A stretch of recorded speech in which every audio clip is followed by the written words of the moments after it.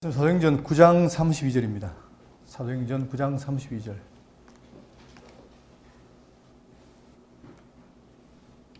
그때에 베드로가 사방으로 두루 다니다가 룻다에 사는 성도들에게도 내려갔더니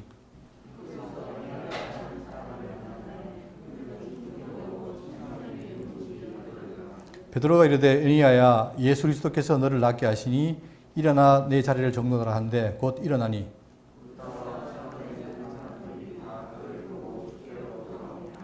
욥바에 다비다라는 여제자가 있으니 그 이름을 번역하면 도르가라. 선행과 구제하는 일이 심히 많더니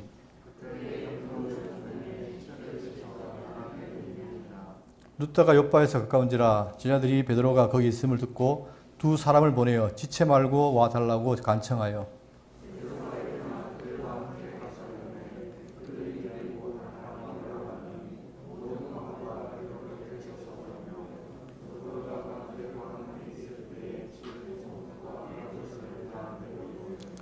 베드로가 사람을 다 내보내고 무릎을 꿇고 기도하고 돌이켜 시체를 향하여 이르되 다비다야 일어나라 하니 그가 눈을 떠 베드로를 보고 일어나 앉는지라.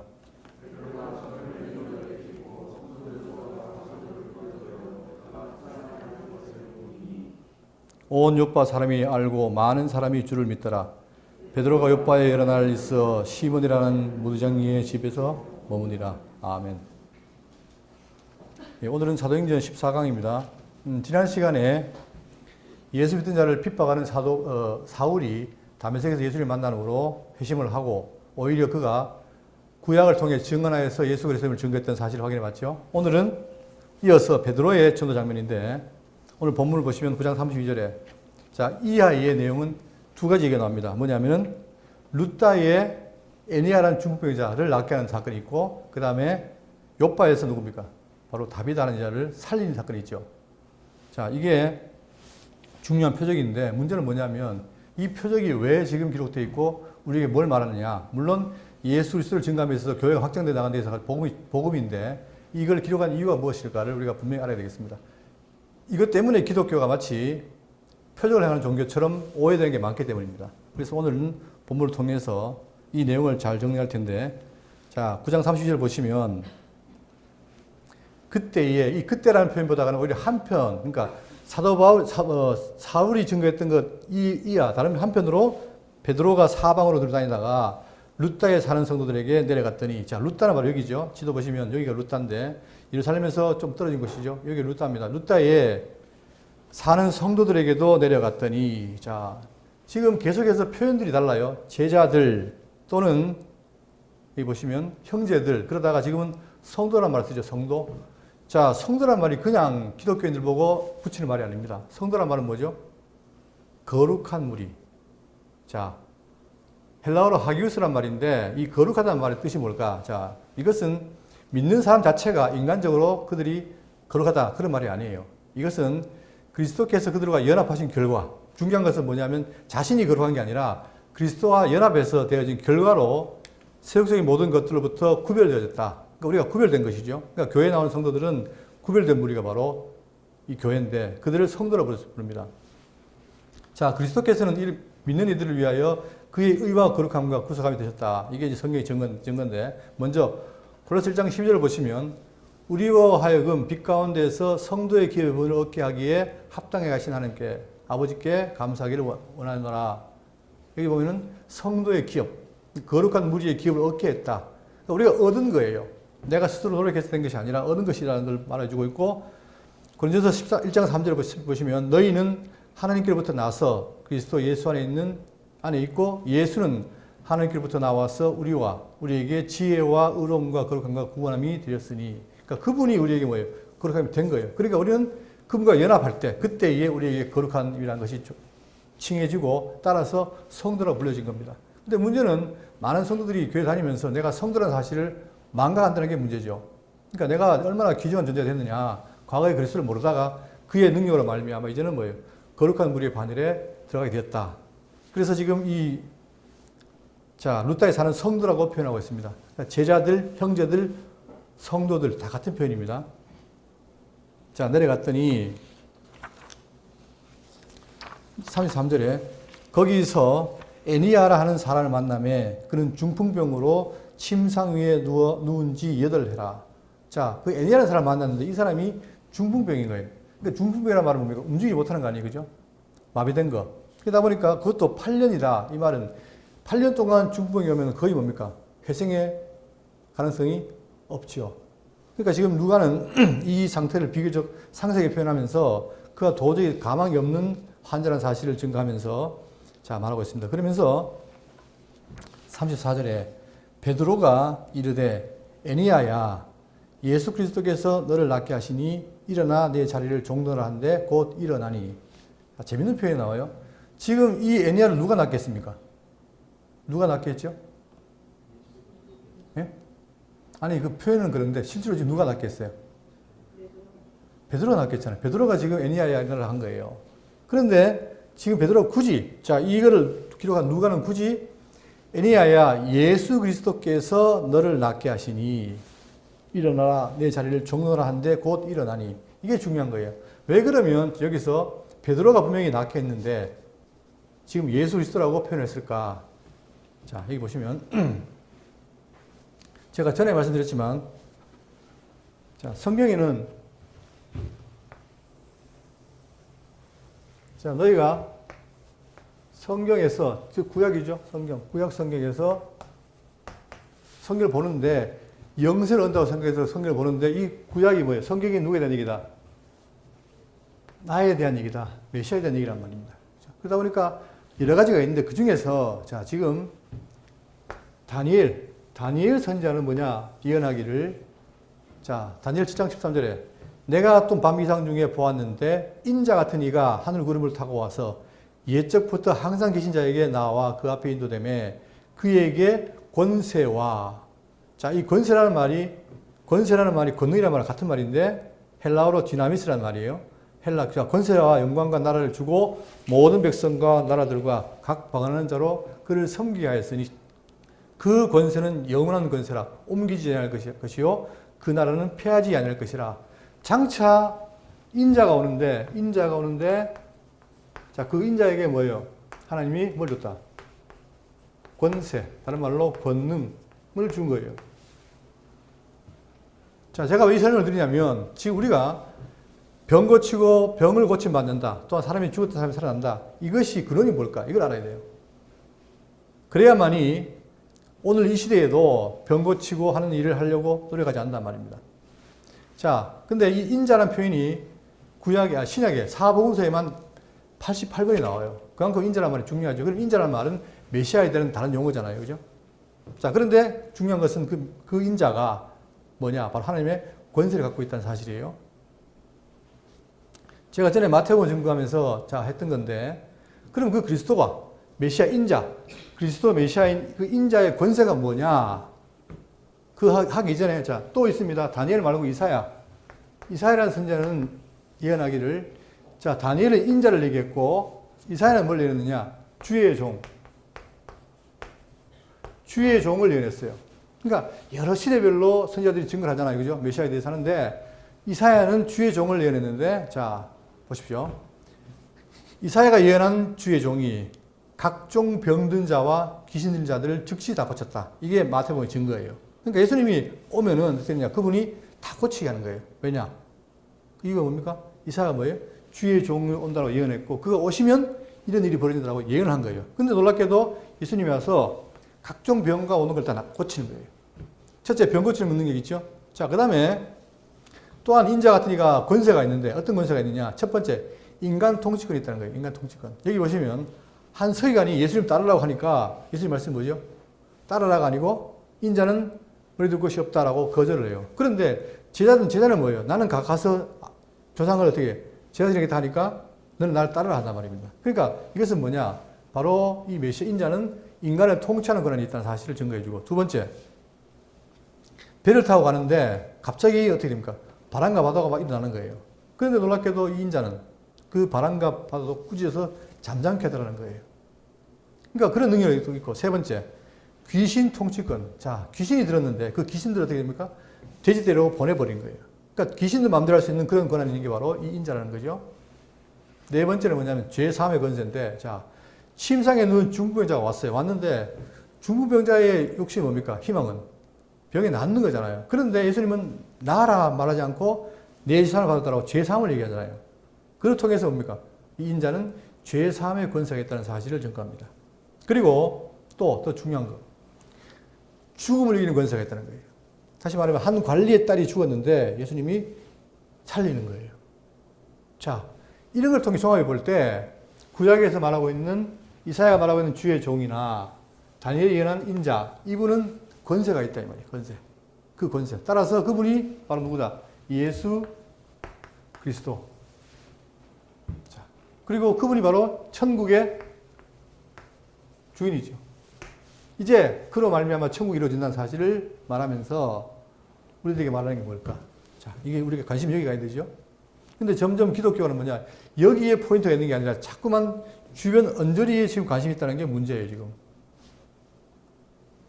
그러면 이렇게 인자가 엄청난 권세를 받았는데 그 권세를 자기가 늘 갖고 있는 게 아니라 어떻게 합니까? 그 있는 권세를 제자들에게 줍니다.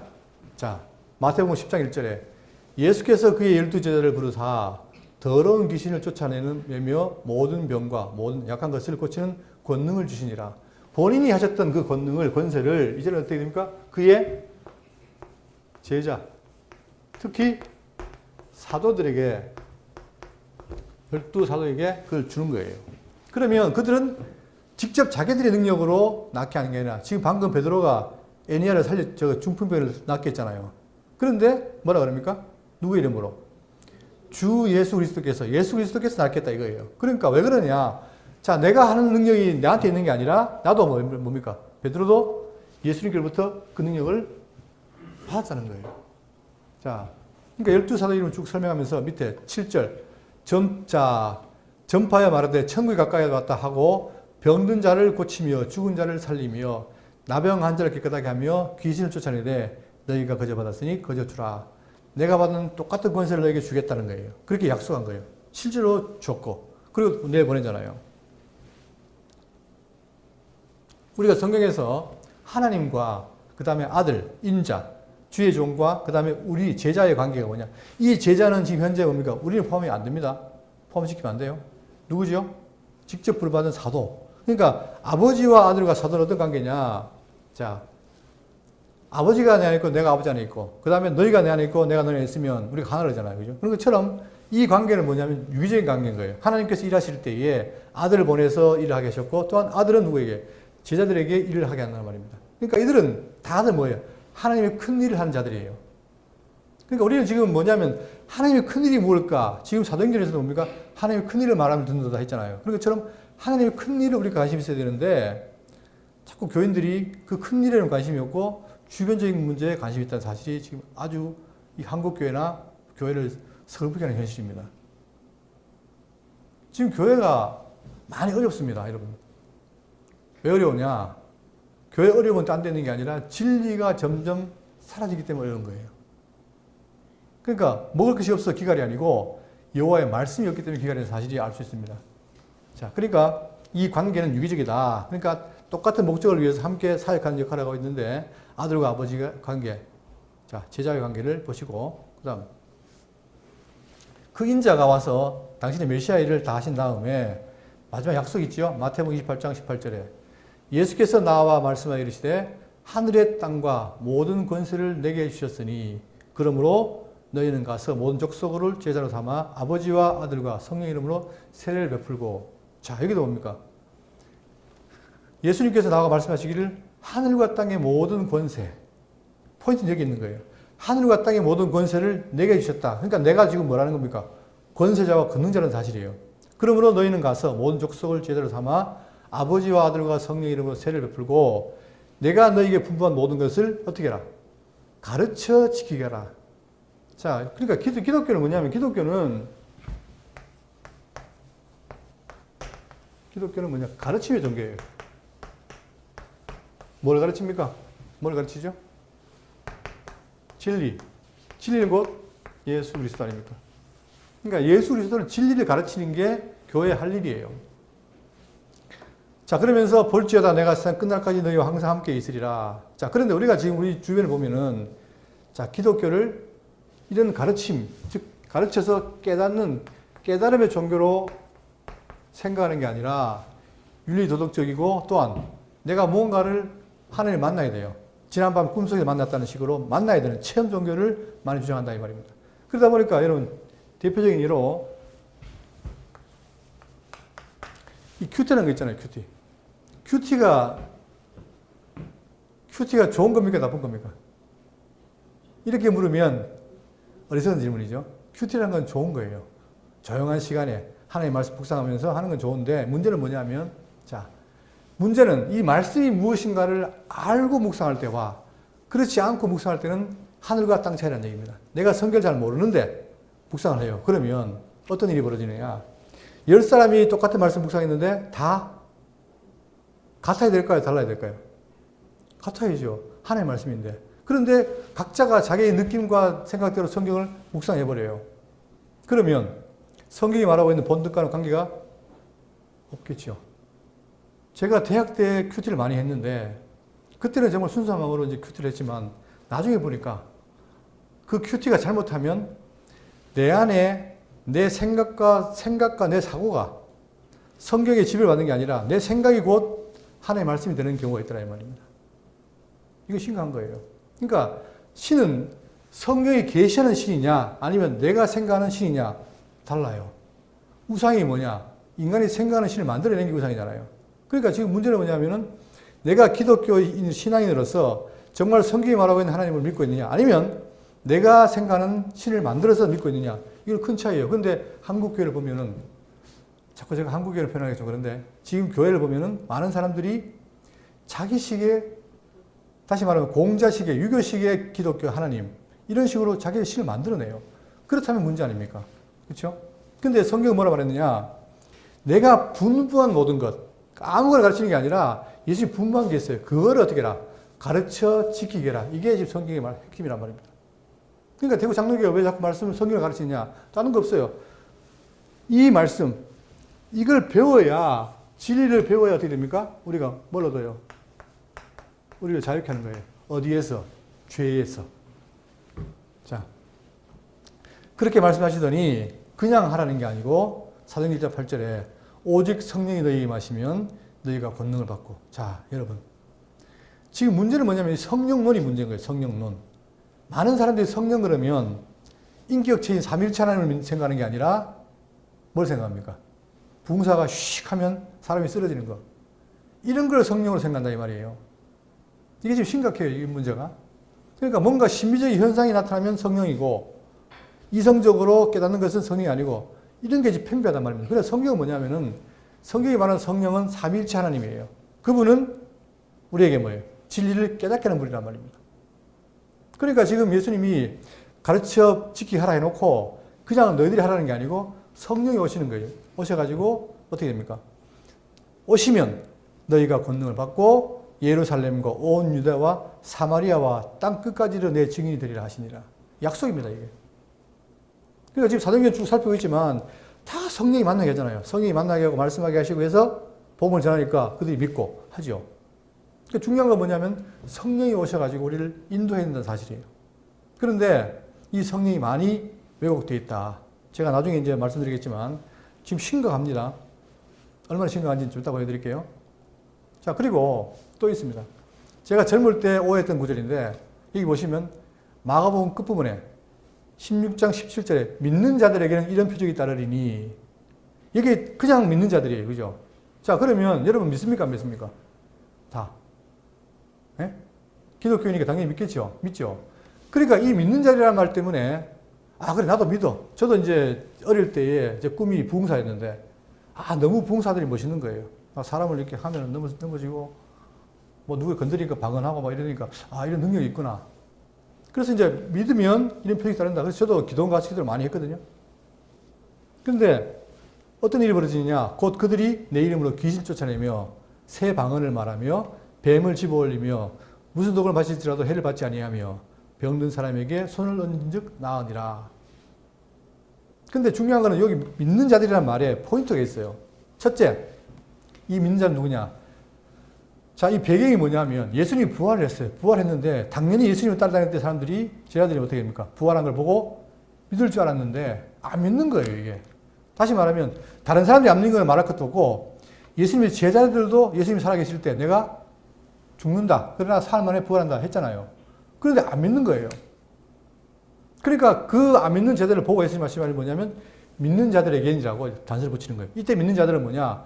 예수의 부활을 믿는 자들. 그걸 말하는 거예요. 그러면서 그들에게, 즉 제자들에게 이런 표정이 따른다. 놀라운 것은 이것이 약속인데 이 뒤에 나오는 것들이 다 실질적으로 뭡니까? 사도행전에 다 이루어졌다는 사실이에요. 그죠? 귀신 쫓아냈죠. 방언 말하죠. 그 다음에 뱀을 질러 누가 했습니까? 바울이 했잖아요. 그 다음에 독을 먹었잖아요. 근데 안 죽었죠. 이게 일어난 거예요, 이게. 그런데 문제는 뭐냐면 이 일을 지금도 하려고 하니까 문제인 거예요. 지금도. 지금 이 일을 하면 어떻게 됩니까? 독 마시면 죽어요. 근데 저도 제 경험을 비춰보면은 진짜 안 죽을 것 같아요. 그래서 안 죽을 것 같아가지고 마셨던 이단 교주가 죽었어요, 실질적으로. 자, 그리고 주 예수께서 말씀을 마치시고 후에 하늘로 올려지사 하늘 우편에 앉으시니라. 제자들이 나아가 두루 전파할세 주께서 함께 역사하사 그 따르는 표적으로 자, 말씀을 확실히 증언하시니라. 자, 중요한 게 있어요. 자, 표적이 있잖아요, 표적. 자, 표시된 흔적인데 다시 말하면 애니아가 지금 중국에서 나왔잖아요. 이게 표적이에요. 그런데 표적으로 끝나면 안 돼요. 보세요. 따르는 표적으로 그 다음 뭐 나옵니까? 그 다음 뭐 나오죠? 뭐를? 예? 표적은 반드시 뭐예요? 말씀이 증명이 돼야 돼요. 그 표적이 왜 일어났느냐 그 이유를 밝힌단 말이에요. 말씀으로. 그러니까 표적으로 말씀을 확실히 증언하시니라. 이게 중요한 거예요. 그러니까 포인트가 어디 있냐? 이 표적으로 말미암아 말씀을 통해서 예수 그리스도를 증거하는 게 핵심인데 사람들은 그저 어떤 능력 자랑하고 나오니까 좋은 거예요. 여러분 그러면 자 죽은 자가 살아난다 칩시다. 그럼 죽은 자가 살아나면 끝이에요? 어차피 그 사람은 어떻게 됩니까? 죽어서 살아나도 또 뭐 해야 돼요? 구원을 받아야 되죠. 우리에게 중요한 건 뭐냐? 영적인 생명의 구원이 중요한데 사람들은 육적인 부분이 다 몰두해 있다 이 말입니다. 자 그래서 성경은 그 제자가 누구냐? 사도. 이 사도에 대해서 정하려 되는데 자 예수 그리스도에 의해 직접 선택된 자. 그러니까 지난 시간에 사울도 직접 예수님이 빛으로 나타나서 만났죠. 직접 불렀잖아요. 그 다음에 이들은 복음을 전하는 권위가 맡겨져 파견된 자예요. 아무나 보낸 게 아니라 예수님 직접 그들을 보낸 거예요. 그 다음에 그들은 살아있을 때 예수의 말씀을 듣고 배웠어요. 그러니까 그 듣고 배운 것을 성령의 감동으로 기록할 수 있는 자예요. 그 다음에 또한 예수님을 통해 주어진 그 권세를 행할 수 있는 자. 이들이 사도란 말입니다. 그러니까 사도직은 중요한 거 뭐냐? 일시직입니다. 일시직. 그 사도가 영원직이 아니란 말이에요. 그 시대만 있는 것이지 지금도 있는 게 아니라 이 말입니다. 이게 중요한 거예요. 자, 그래서 성경 기록을 함으로 완성으로 그들의 직은 끝나요. 그래서 성경의 선지자와 사도 이들은 뭡니까? 교회 시대 이후에 끝난 거예요. 사도 시대에. 그런데 제 오늘 강론의 포인트는 여기 있습니다. 그런데 문제는 뭐냐면 신사도 운동이라는 게 지금 아주 팽배해 있어요. 자, 말 그대로 사도는 사도인데 어떤 사도예요? 신사도, 새로운 사도 운동이에요. 이건 누가 했느냐? 교회 성장학자는 피터 와그너라는 사람이 시작을 한 거예요. 자, 그러면서 하는 말이 뭐냐면 사도와 예언자를 이 시대에도 회복해야 된다라고 하는 거예요. 자, 이 말 속에는 그럴듯해 보이지만 아주 심각한 문제가 있는 거예요. 왜? 만약에 다시 회복하면 과거의 사도들이 기록한 성경이 어떻게 되는 겁니까? 이게 이 성경이 권위가 있다 없다? 없어요. 그러니까 지금도 어떻게 돼요? 지금도 예언자 사도가 있어가지고 계속 말씀을 듣고 해야 된다는 거예요. 자, 그러면 이것이 잘 배워서 무장한 성도라면 그게 안 넘어갈 텐데, 근데 놀랍게도 이런 사람들이 어떻게 됩니까? 신기한 일을 많이 벌려요. 그러니까 사람들은 신기하면 따라가잖아요. 여러분, 장경록 목사가 설교할 때 많이 모이겠습니까? 제가 할 때 많이 모이겠습니까? 당연히 장경록 목사죠. 왜? 가면 들을 게 있고, 재미있고, 깔깔 웃고, 그렇잖아요. 그런데 이 피터 워거라는 사람이 여기 보시면 뭐라고요? 어떤 학자라고요? 교회 성장. 자, 이 성장이라는 말이 이거 두 가지로 생각해야 돼요. 성장이 외적 성장이냐, 내적 성장이냐. 자, 지금까지 한국교회는 어떻게 됩니까? 여기에 모든 걸 투자했어요. 외적 성장에. 그러다 보니까 주일 예배 때는 말씀을 전하지만 기도했다라든가 아니면 딴 때는 어떻게 합니까? 북치고 장구치를 한 거예요. 그래야 사람들이 어떻게 합니까? 그때 막 흥분돼가지고 뭔가를 느끼거든요. 그러니까 그걸 채워주기 위해서 그걸 했던 거예요. 외적 성장이 굉장히 기울겠다는 겁니다. 자, 그러면 여러분 잘 보세요. 우리나라에 지구촌 교회, 온누리 교회, 사랑의 교회, 또 한 교회를 내가 남서중앙교회인가? 자, 이 교회들이 대표적인 합동집계에 있는 목사님들의 교회예요. 그런데 이 교회들이 어떤 역할을 했느냐?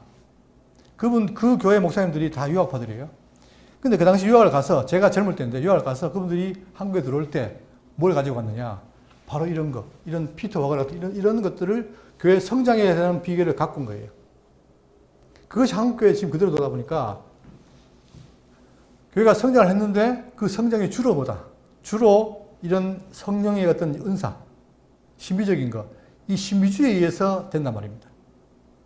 그러니까 기존 교회가 말씀을 가르친 교회가 따라갈 수가 없는 거예요. 자, 그래서 외적으로 성장을 했는데, 자, 기독교 1000만이 되고 막 늘어났는데, 문제는 뭐냐면, 어려움이 오니까 어떻게 돼? 다 교회가 무너져요. 왜? 내적인 성장이 없으니까, 말씀을 모르니까, 외부에 더 공격이 들어오니까 무너진다 이 말입니다. 예를 들어 보면, 신천지가 이단입니까 아닙니까? 이단이죠. 근데 신천지가 지금은 자기들도 큰 소리를 쳐요. 그리고 기존 교회를 막 잡아먹어요. 근데 그 기존 교회 잡아먹는데 기존 교회가 방어를 못해요. 고작 한다는 얘기가 뭡니까? 중요한 말이 있죠. 뭐라고 합니까? 교회마다. 신천지의 출입을 금합니다. 나는 그걸 보면 정말 웃겨요. 왜 웃기냐면 신천지가 머리다가 나는 신천지입니다 써놓고 갑니까? 다 숨어서 들어가잖아요. 숨어서 들어가서 침투해가지고 교인들 마음을 사고 그 교회를 다 먹어요. 그냥 통째로. 그게 주수꾼들이에요. 지금 대구 장로교도 지금 매주마다 다대여 집회라고 편지가 와요. 물론 안 뜯어보지만. 그 사람들이 그래요. 그러면 이 성장한 사람들이 외적 성장했는데 그 성도들이 말씀을 무장을 해가지고 잘 내적 성장됐다면 방언할 텐데 그냥 넘어가는 거예요. 왜? 놀라운 거는 신천지가 말하는 그 말씀, 성경 말씀인데 자, 제가 말씀드린 건 뭐냐면 성경을 얘기해요. 8, 90% 성경을 얘기해요. 근데 10%는 이게 완전히 자기 교주로 꼽으린단 말입니다. 그러나 80%는 성경을 말하다 보니까 사람들이 듣고 놀라는 거예요. 제가 전에 얘기했잖아요. 제가 만난 여집사가 자기 20년 동안 장로교를 다녔는데 성경이 뭔지 모르고 다녔는데 신천지 가가지고 딱 5개월 배웠더니 야, 성경 이런 거 알겠다라는 거예요. 여러분, 이게 한국의 현실입니다. 그러니까 교회 가서 목사님이 이렇게 해라 저렇게 해라 하면 열심히 하면 되는 걸 알았는데 그게 아닌 거예요. 그래서 지금 이번에 대구에서 10만 했잖아요. 그 사람들은 지금 기고만장해요. 그러면 성장학적으로 봤을 때 그 사람들은 자기 이론으로 성장했고 교회는 그냥 숫자만 늘어났고 이게 성장입니까? 근데 이제 교회 성장을 위해서 사람들이 뭐냐? 그 성장을 하기 위해서 외적 성장을 하기 위해서 쉽게 말하면 뭘 합니까? 한국교회가 지금 뭐냐? 이게 여기에 관심 있어요. 여기에. 각종 이벤트를 하는 거예요. 예를 들면 경배와 찬양이라는 게 있어요. 근데 경배와 찬양이라는 게 이름은 경배와 찬양이 좋잖아요. 그런데 하는 행태를 보면 뭐냐? 일반 세상적인 콘서트와 다를 바가 없는 거예요. 점점 어떻게 되냐? 찬양과 세속 노래의 경계가 없어진 거예요. 특히 재즈 음악이 들어오다 보니까 그때부터는 어떻게 됩니까? 이 경계가 없어지는 거예요. 근데 젊은 사람들은 뭐냐? 거기에 동료되잖아요. 그러니까 그런 모임에 막 가요. 왜? 진리를 배워서 가는 게 아니라 그런 감흥을 주니까. 사람은 감흥에 약하잖아요. 여러분, 코로나 시대에 가장 성공한 프로그램이 뭡니까? 예? 가장 성공한 프로그램, 코로나 시대에. 예. 미스터 트롯. 아니, 맨날 틀면 나오잖아요, 그게. 근데 그 노래를 들어보면은, 여러분, 그 노래 속에, 뭐 뭉클함이 있잖아요. 그 사람들은 그게 뭉클한 거예요. 근데 진리를 배워서 뭉클하고 감동이 돼야 되는데 진리를 못 배우니 그냥 그런 것에 감동이 되는 거예요. 그러다 보니까 일단은 교회에서 뭐냐, 이게 성장 부흥이 되니까 이걸 막 끌어들이는 거예요. 한때 그래서 교회에서 뭘 했느냐, 유명인들을 불러가지고 막 간증 집회하고 있잖아요. 자, 어쨌든 간에 지금 문제는 뭐냐면 이 신사도운동이라는 게 지금 대한민국에 꽉 차 있다는 사실이 중요한 겁니다. 지금 문제입니다. 그럼 그들의 근거가 뭐냐? 보세요. 에베소 2장 20절에 너희는 사도들과 선지자 터 위에 세우시는 입은 자라 그리스도 예수께서 친히 모퉁이 되셨느니라. 아니 좋은데 4장 11절 그가 어떤 사람은 사도로 어떤 사람은 선지자로. 자, 이게 명백히 성경에 나오는 거잖아요. 그죠? 지금 에베소가 교회론인데 자, 교회에 사도가 있고 선지자가 있다 이거예요. 그러니까 이 사람들은 뭐냐? 바로 성경에 나오지 않느냐. 그러니까 지금도 사도와 선지자가 필요하다라고 말하는 거예요. 자, 그러면 그 해석이 맞습니까? 무엇이 문제냐? 역사적 해석이 결여된 거예요. 다시 말하면 그 사도가 이제 끝난 거예요. 성경 기록으로. 그러니까 자, 사도들이 아까 있잖아요. 표적을 통해서 직접 증거했어요. 그 다음에 그들이 이렇게 증거한 내용을 어떻게 했다? 가르친 것을 기록했어요. 기록. 그게 성경 아닙니까? 성경. 그러면 이제는 뭐냐? 교회는 성경을 풀어 가르치는 게 교회 할 일인데 여전히 어떻게 됩니까? 이거는 제껴놓고 여전히 뭐예요? 표적을 끌어와서 지금도 그거를 증거하니까 자, 사람들은 여기에 갑니까? 여기에 갑니까? 어디 따라갈까요? 여기 따라가겠죠. 여기는 막 모여요. 우리나라의 초대교회의 그 박태선 씨라든가 이런 사람들이 왜 사람들을 끌어모았느냐? 저것 때문에 그래요. 그러다 보니까 교회는 점점 이쪽으로 관심을 가지게 됐고, 교인들도, 아, 저게 정말 성령의 역사구나하고 착각했다, 이 말입니다. 자, 지금부터 잘 들으십시오. 자, 신사운동이 극단적인 신비주의 운동인데 뭐냐면, 자, 이 신사운동의 초기 멤버였던 그 최한이라는 목사가 있어요. 이 사람이 쓴 책이 있는데, 그게 성령의 불속이라는 책이에요. 여기 보시면, 자, 비냐드 집회에서 웃음, 임파테이션이라는 게 있는데, 그건 나눠준단 말입니다.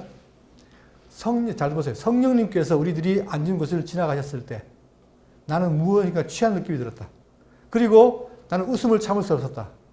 여러분 혹시 봤어요? 사람들이 갑자기 계속 웃어요. 막 깔깔 웃는 거예요. 그 미친 듯이. 그런데 그것이 뭐냐? 뭐라는 거예요, 지금? 예? 그게 뭐라는 거죠? 어떤 증상? 내 속에 성령이 들어오시는 현상이라는 거예요. 자, 그리고 나는 웃음을 참을 수 없었다. 웃음은 20분간 계속되었다. 그러니까 사람들이 모임에 앉아가지고 계속 깔깔 웃는 거예요. 남들이 볼 때는 미쳤는데. 그런데 그것이 뭐다? 성령의 역사라는 거예요. 그리고 고백하면서, 자, 직통계시. 여러분, 지금도 직통계시 받는 사람도 있잖아요. 그죠? 근데 우리 장로교회는 이런 말 안 했지만, 주변 나가면 이런 것들이 우리 대구 장로교회만 나가도 비일비재합니다. 직통계시, 예언, 그 다음에 임파테이션. 자, 이런 게 있어요. 그러니까 이들은 지금도 뭐예요? 성경 외에 계시가 있다고 주장을 해요. 그러니까 지금도 성경 뒤에 어떻게 돼요? 계속 네 복음, 내 복음 다 살아 붙여야 되는 거예요. 계속. 그 다음에 임파테이션을 위해 사도에게 안수기도를 받는다. 그러니까 지금 이 시대에 사도가 있으니까 가서 어떻게 합니까? 기도를 받으면 자기도 그걸 받는 거예요. 능력을. 그 능력이라는 것이 아까 얘기한 것처럼 막 웃는단 말입니다. 미친 듯이 웃는 거. 자, 그런데 그걸로 끝나는 게 아니라 그 형태 중에 쓰러짐도 있고 진동도 있어요. 심지어는 여러분 옛날에 피드첩이라는 거기 나왔죠. 뭐가 있습니까? 내가 여기 아말감으로 이걸 떼었어요. 근데 이게 다 썩었는데 성령을 받으니까 어떻게 했다? 이것이 뭘 받겠다? 금이빨을 받겠다는 거예요. 이게 사실 실제로 있는 일이에요, 이게. 아니, 제 말은 그게 진짜 표적이 있다는 얘기가 아니고 그런 속임수가 지금도 있다는 얘기예요. 아니, 성령이 할 일 없어가지고 우리를 이빨을 기분 만들어줍니까? 아니, 성령을 얼마나 무시했으면 그렇게 말하냐 말이에요. 근데 그것이 일상적으로 다 그렇게 믿고 있는 거예요, 사람들이. 또한, 막 금가루가 떨어진다는 거예요, 금가루가. 전 옛날에 수녀상이 눈물을 흘린다, 부처상이 물을 흘린다, 이런 건 들어봤는데, 아니, 성령이 와가지고 어떻게 금가루를 흘린다는 거예요. 이런 게 지금 교회들마다 있어요, 여러분. 그것도 대한예수교 장로회 합동측 교회. 자, 이것은 제가 아니고 월간 현대종교라는 그 정교회 잡지에 기자가 쓴 글이에요. 제가 왜 말씀드리냐. 오늘 베드로가 에니야를 중국에 낳게 했잖아요. 낳게 하면서 뭐라 합니까? 어떻게 했다? 누가? 네? 예. 예수 그리스도께서 너를 낳게 하시니 라고 베드로가 굳이, 자, 누가 굳이 기록한 이유가 뭘까? 바로 여기 있는 거예요. 굳이 사도시대에 표적으로 중풍병가 나왔다면 그것은 뭐예요? 베드로가 한 것도 아니고 누가? 예수님의 아까 뭐라 했죠? 그분의 뭐? 권세, 권능. 어떤 권능? 병을 낫게 하고 죽은 자도 살리는 그런 권능이 있다는 거예요. 그리스도에게. 그 그리스도의 권능이 지금 누구를 통해서? 베드로를 통해서 표출된 거예요. 그러니까 베드로는 도구지 그의 능력이 아니란 말입니다. 그래서 우리는 이 신사도 운동회를 철저하게 배경해야 되는데 이것이 지금 우리 생활 주변에 깊숙이 와 있다는 사실. 그러니까 여러분, 이제는 교회 다닌다는 말만 듣고 사귀면 안 돼요. 그럼 제가 배타적으로 하는 말이 아니고 잘 얘기를 해봐야 돼요. 그만큼 우리가 지금 사는 시대가 이 진리의 혼란스러운 시대가 됐다. 순수함이 많이 사라졌다는 거예요. 자, 34절 본문 들어갑니다. 베드로가 이르되 에니야야 예수 그리스도께서 너를 낫게 하시니 일어나 네 자리를 정돈하라 하는데 일어나니. 자, 놀라운 것은 표적은 뭡니까? 표적은 즉시 났습니다. 왜? 그게 그리스도의 능력이에요. 근데 지금도 이 시대에도 누가 즉시 낫게 했다? 그것은 적그리스도입니다. 왜? 이 능력은 메시아밖에 없는데 그걸 또 행한다면 그건 적그리스도인 거예요. 35절 룻다와 사론에 사는 사람들이 다 그를 보고 주께로 돌아오니라. 그렇죠. 이게 흔히 볼 수 없는 거잖아요. 그죠? 중풍병이 8년 걸린 사람이 나았다? 이건 정말 놀라운 일이에요. 그걸 보고 어떻게 했다? 사람들이 주께로 돌아왔다. 왜? 그것이 바로 메시아를 증거하는 거니까. 자, 그러면서 36절 욥바의 다비다라 하는 제 여지자가 있으니 그 이름을 번역하면 도르가라. 선행과 구제하는 일이 심히 많더니. 자, 이번에 이제 장소를 옮깁니다. 아까 제가 지도를 보여드렸는데 이 룻다에서 어디로? 욥바로 옮긴 거예요. 해변 쪽으로. 여기를 옮겼는데 여기 누가 있어요? 다비다. 다비다라는 여자가 있는데 그가 여지자예요. 그 이름을 번역하면 도르가라. 선행과 구제하는 일이 심히 많더니. 자, 선행과 구제를 열심히 했던 사람인데 결국은 죽은 거예요. 자, 37절 그때의 병들어 죽음에 시체를 씻어 다락에 누이니라. 자, 이 누가가 기록할 때 한 구절 한 구절마다 다 의미가 있습니다. 죽었는데 어떻게 했다? 바로 매장한 게 아니라 어떻게 했다는 거예요? 다락에 누웠다. 그러면 한국 사람들은 다락에 왜 누웠을까? 라고 생각할지 모르지만 유대인들은 떠오르는 게 있어요. 그게 뭘까요? 자, 열왕기상 17장 17절 엘리야 시대입니다. 엘리야 시대. 엘리야 시대에 이 일 후에 그 집 주인 되는 여인, 즉 이 여인이 사르밧 가운데 여인의 아들이 병들어 증세가 심히 위중하다가 숨이 끊어진지라. 죽은 거예요. 사르밧 가후의 아들이 죽었어요. 자, 그런데 자, 가운데 보세요. 19절에 자기가 거처하는 다락에 올라가서 자기 침상에 누이고 엘리야가 그 죽은 아이를 침상에 누인 거예요. 그리고 어떻게 했다? 22절 여호와께서 엘리야의 소리를 들으심으로 이 아이의 혼이 몸으로 돌아오고 살아난지라. 그러니까 엘리야의 이 죽은 사람을 이겼던 사실은 놀라운 사실 아닙니까? 이게 기록된 거를 유대인들이 알고 있는 거예요. 그러니까 지금 이 다비다가 어디 있다? 죽고 다락에 누웠다 그러니까 혹시나 하는 뭡니까? 희망이 있을 수 있잖아요. 그죠? 자, 그걸 염두에 둔 거예요. 근데 아니나 다를까? 실질적으로 낫더라는 거예요. 자, 그러면 여기서 구약에 여러분, 구약에 지금 엘리야, 그 다음에 또 하나 더 있죠. 누굽니까? 자, 변화산에서 예수님 나타났을 때 누가 나타났죠? 모세와 엘리야 아닙니까? 자, 이 모세와 엘리야는 중요한 인물입니다. 왜냐하면은 율법과 선지의 대표예요. 모세와 엘리야가 대표인데 이 모세와 엘리야가 예수님이 변화산에서 있을 때 나타났잖아요. 그죠? 그리고 요한계시록 가면은 주 앞에 모셔선 두 증인, 두 감람나를 표현하는데 이 두 증인이 바로 엘리야와 모세예요. 구약의 대표란 말입니다. 그러니까 구약은 결국 뭐다? 메시아를 증거하는 것인데 따라서 이 엘리야가 선지 아닙니까? 선지자. 기름 부은 선지자. 이 선지자인 엘리야가 어떻게 했다? 죽은 자를 살린 거예요. 그냥 살린 게 아니라 그 사건을 통해서 뭘 증가하는 거예요? 장차 메시아가 오면 그분도 어떻게 한다? 죽은 자를 살린다. 이게 담겨 있는 거예요. 자, 그런데 놀랍게도 누가복음 7장 11절에 예수님이 살아계실 때 어떻게 합니까? 죽은 자를 살려요.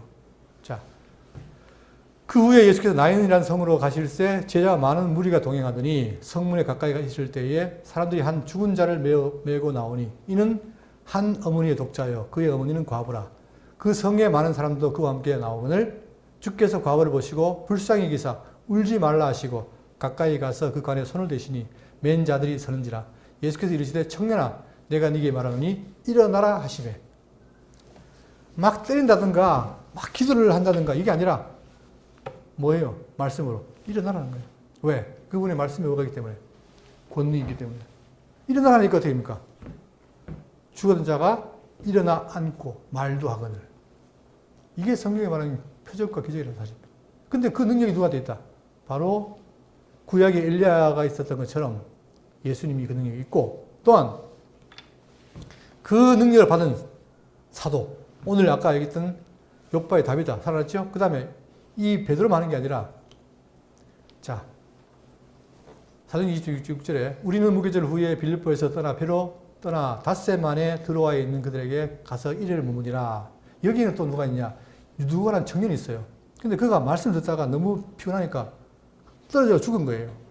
그때 10절 바울이 내려가서 그 위에 엎드려 그 몸을 안고 말하되 떠들지 말라. 생명이 그에게 있다 하고. 자, 바울이 누구를? 유두를 살려요. 그러니까 구약의 엘리야, 예수님, 그 다음에 베드로와 바울 똑같이 뭡니까? 죽은 자를 살린 거예요. 그러면 우리는 죽은 자를 살린 거기에만 관심이 있지만 놀라운 것은 뭐예요? 그거 뭐 죽은 자 살리는 그 능력 너머에 그분이 뭐다? 생명의 주관자다. 이게 중요한 거예요, 여러분. 그러니까 우리 평생 그분을 믿고 살아가야 되는데 자꾸 누가 또 사람 살릴까 보면 안 된다 말입니다. 왜? 만약에 살린다면 그가 예수 메시아란 말이에요. 근데 기독교는 뭐예요? 이미 메시아가 오셨고 그분이 죽은 자를 살렸어요. 그러니까 우리는 그분을 의지해서 우리의 영생을 바라보고 소망하는 게 성도의 삶입니다. 그런데 지금 사람들이 그걸 안 보고 자꾸만 외부적인 뭐 신사동동이라든가 뭐 신비스러운 일에 빠져든다면은 이거는 성경을 못 하는 거죠. 자, 그래서 38절. 자, 이렇게 다락방에 누이는 것을 통해 기도를 했던 그들이 룻다가 욥바에서 가까운지라 지하들이 베드로가 거기 있음을 듣고 두 사람을 보내어 지체 말고 와달라고 간청하여. 왜 간청했을까요? 당연히 살아날 기대를 갖고 있었던 거죠. 베드로가 일어나 그들과 함께 가서 이르되 그들이 데리고 다락방에 올라가니 모든 과부가 베드로 곁에 서서 울며 도로가가 그와 함께 있을 때에 지은 속옷과 겉옷을 다 내보이거늘 베드로가 사람을 다 보내보내고 무릎을 꿇고 기도하고 돌이켜 시체를 향하여 이르되 다비다야 일어나라 하니 그가 눈을 떠 베드로를 보고 일어나 앉는지라. 자, 간단합니다. 일어나라. 다비다야 일어나라. 이것도 누가 하신 거예요? 말은 베드로가 있지만 실제로 예수 그리스도가 살린 거라 이 말이에요. 그러니까 이 베드로는 그분으로부터 그 권세를 이양받은 거죠. 베드로가 손을 내밀어 일으키고 사도들과 과부들을 불러들여 그가 살아난 것을 보이니. 자, 그가 살아난 걸 보니까 얼마나 놀랍습니까? 당연히. 그래서 42절 온 욥바 사람이 알고 많은 사람이 주를 믿더라. 자, 중요한 건 그걸 통해서 어떻게 했다? 주를 믿더라. 어떤 주로? 생명의 주관자로 믿더라는 사실.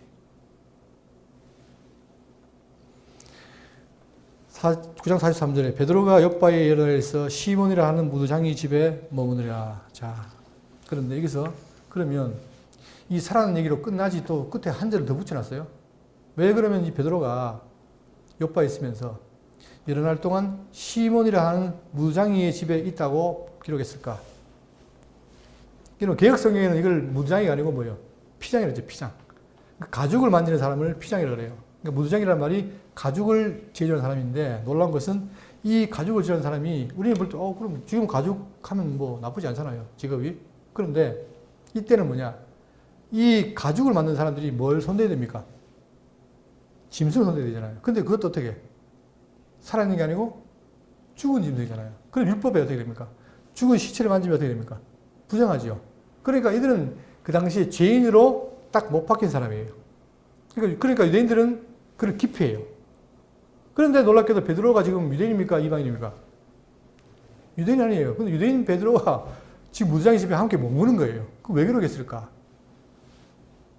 자, 이걸로 마무리하겠습니다. 누가복음 19장 5절에 예수께서 그것에 이르사 쳐다보시고 이르시되 삭개오야. 삭개오가 세리예요. 이 세리는 그 당시에 죄인으로 통용된 사람이에요. 자, 속히 내려오라. 내가 오늘 너희 집에 유하에 다하겠다 하시니 급히 내려와 즐거워하며 영접하거늘 뭇사람이 보고 수근거려 이르되 저가 죄인의 집에 유하러 들어갔도다. 자, 그 당시에 예수님이 삭개오라는 그 세리 집에 들어가만 해도 뭐예요? 놀라우신 거예요. 왜? 그들은 삭개오가 죄인이라고 상대도 안 하는데 예수님 들어가니까 저 사람이 죄인의 집에 간다? 라고 비난했겠죠. 그러나 예수님이 뭐예요? 이제 내가 뭐하러 왔다? 의인을 부르러 온 것이 아니라 죄인을 부르러 왔다는 사실을 보여주게 한 거예요. 자, 그것처럼 이렇게 예수님이 죄인을 사랑하시는 그 모습처럼 베드로가 그 일을 이 무두쟁이 집에 시몬에 가는 걸 통해서 실천하는 겁니다. 또한 아울러 자 10장에는 뭐 나옵니까? 10장에 누구 사건이 나와요? 10장에는 오늘 제가 하려고 했는데 다 못하겠네요. 10장에 뭐 나옵니까? 고넬료. 고넬료 그대로 자 고넬료 누구예요? 이방인이 이방인. 이방인도 유대인들에게는 뭡니까? 부정한 거잖아요. 그런데 지금 이걸 기록한 이유가 바로 뭐냐? 앞으로 고넬료를 통해서 이방인에게 복음 전가되고 그들이 돌아온다는 사실을 미리 보여주기 위해서 이걸 기록했다는 사실을 확인해 볼 수 있어요. 그만큼 성경은 이렇게 치밀합니다. 그리고 이걸 통해서 우리에게 뭐예요? 정말 예수 그리스도가 살아계신 우리의 주님이시고 그분이 각종 병도 낫게 하시고 죽은 자를 살렸다는 사실을 보여주면서 우리에게 그 능력을 확인해 줍니다. 그러면 오늘을 사는 우리들은 뭐냐? 이거를 이제 직접 내가 가서 하는 걸 보는 게 중요한 게 아니라 이제는 보는 게 필요 없어요. 왜? 다 끝났기 때문에. 우리 뭐예요? 그걸 보려고 애쓰지 마시고 기록된 말씀을 통해서 그걸 배우고 아 그렇구나라고 깨닫는 것. 이게 중요한 거예요. 그래서 기독교는 뭐예요? 무슨 종교다? 깨달음의 종교다. 깨달아야 돼요. 그래서 우리는 날마다 말씀을 배우는 거 아닙니까? 깨달아야 돼요. 깨달아서 마음판에 새기고 살아요. 그래야만이 우리의 뭡니까? 뭐가 생겨요? 내적 성장이 생겨요. 아니 예수 믿는 건 똑같은 건데 코로나 시대는 예수 안 믿습니까? 근데 이상한 게 뭐냐면 코로나 시대에 어디 어려우면 더 예수에게 매달려야 되는데 사람들이 다 떠나갔어요 지금. 한국교회가 30%가 다 가버렸대요. 왜 갔을까요? 그분들이 진리를 모르니까. 아니 정말 죽을 병에 걸리면 더 예수를 의지해야 되는데 아니 죽을 병에 걸린다고 도망가면 교회를 안 나오면은 그거 이상한 거 아니에요? 그만큼 지금 한국교회가 그렇게 됐다는 거예요 이게. 자 오늘 이 말씀을 통해서 여러분 정말 이 말씀 중심하시고 주님 오시는 날까지 하나님의 말씀을 날마다 배우면서 그 말씀 속을 깨닫고 살아가시길 바라겠습니다.